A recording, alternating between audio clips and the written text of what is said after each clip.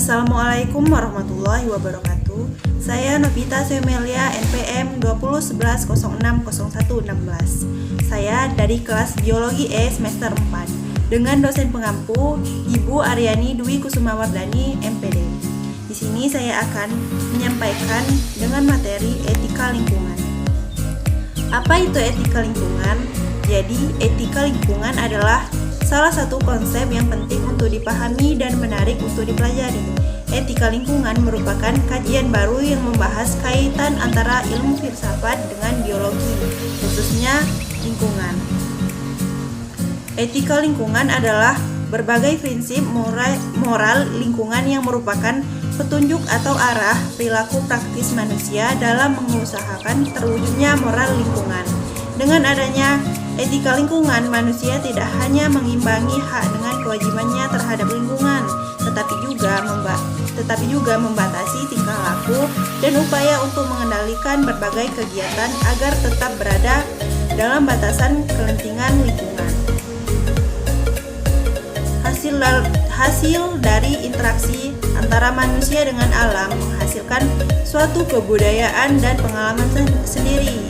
Di sini ada 4 hal, yaitu yang pertama, manusia sebagai bagian dari lingkungan merupakan pelaku utama dalam pengelolaan lingkungan, sehingga perlu menyayangi semua kehidupan dan lingkungannya selain dirinya sendiri. Yang kedua, manusia sebagai bagian dari lingkungan merupakan pelaku utama dalam pengelolaan lingkungan, sehingga harus selalu berupaya untuk menjaga kelestarian, keseimbangan, dan keindahan alam. Yang ketiga, kebijakan penggunaan sumber daya alam terbatas, misalnya energi. Kemudian yang terakhir, lingkungan disediakan untuk semua makhluk hidup, jadi bukan hanya manusia saja ya. Kemudian di sini ada 3 kelompok dalam etika lingkungan berdasarkan pendekatannya. Yang pertama ada the instrumental approach, merupakan pendekatan antroposentris yang memandang bahwa alam sebagai sense yang hanya memiliki nilai instrumental bagi umat manusia. Berarti bahwa segala sesuatu yang diupayakan oleh manusia untuk melakukan pengelolaan dan proteksi terhadap alam dilakukan semata-mata untuk semata guna keperluan dan pemenuhan kebutuhan kemanusiaan, terlebih lagi hanya untuk pemenuhan material kehidupan. Kemudian yang kedua ada the axiological approach, merupakan kebalikan dari the instrumental approach, karena the axiological approach memandang bahwa alam mempunyai nilai sendiri dan manusia hanya menyelamatkan serta melindungi nilai yang ada dalam setiap komponen tersebut. Oleh sebab itu, pendekatan aksiologis harus memastikan nilai intrinsik dalam melindungi alam dan juga harus menjelaskan bagaimana nilai intrinsik menjadi pertimbangan moral atau kewajiban moral untuk melindungi alam. Kemudian yang terakhir adalah the anthropological approach, merupakan pendekatan yang utama berkaitan dengan identifikasi tentang keberadaan manusia atau cara seharusnya manusia bersikap atau berperilaku terhadap alam. Hal ini didasari bahwa manusia merupakan makhluk relasional, sehingga hubungan atau relasi dirinya dengan alam adalah bentuk pemahaman dirinya dan dalam menghormati keberadaan alam. Kemudian ada jenis-jenis etika lingkungan. Etika lingkungan disebut juga etika ekologi. Ekologi dibedakan menjadi 2, yaitu ekologi dalam dan ekologi dangkal. Selain itu, etika lingkungan juga dibedakan lagi sebagai etika pelestarian dan etika pemeliharaan. Etika pelestarian adalah etika yang menekankan pada mengusahakan pelestarian alam untuk kepentingan manusia, sedangkan etika pemeliharaan dimaksudkan untuk mendukung usaha pemeliharaan lingkungan untuk kepentingan semua makhluk hidup. Yang pertama di sini ada etika dalam.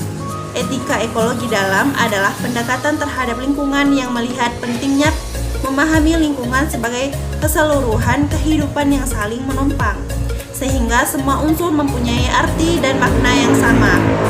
Etika ekologi ini memiliki prinsip yaitu bahwa semua bentuk kehidupan memiliki nilai bawaan dan karena itu memiliki hak untuk menuntut penghargaan. Karena harga diri, hak untuk hidup, dan hak untuk berkembang.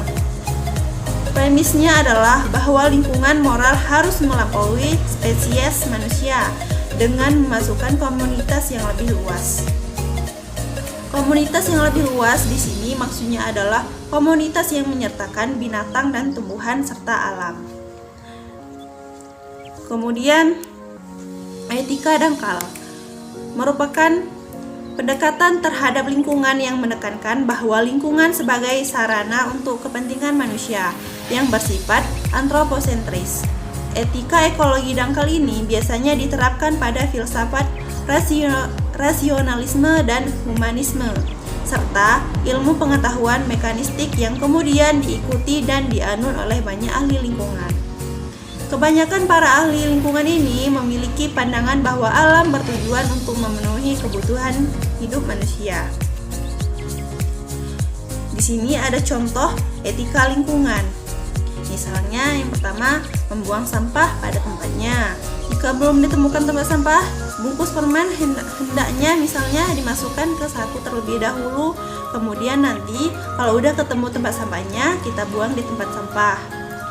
Yang kedua, menggunakan air secukupnya. Jika tidak sedang digunakan, matikanlah keran. Dari keran yang menetes selama semalam dapat ditampung air sebanyak 5-10 liter. Cukup untuk minum bagi 2 orang dalam sehari. Ingat ya, sesungguhnya air itu tidak hanya untuk manusia, tetapi untuk semua makhluk hidup. Kemudian, hemat energi. Matikanlah lampu listrik jika tidak digunakan.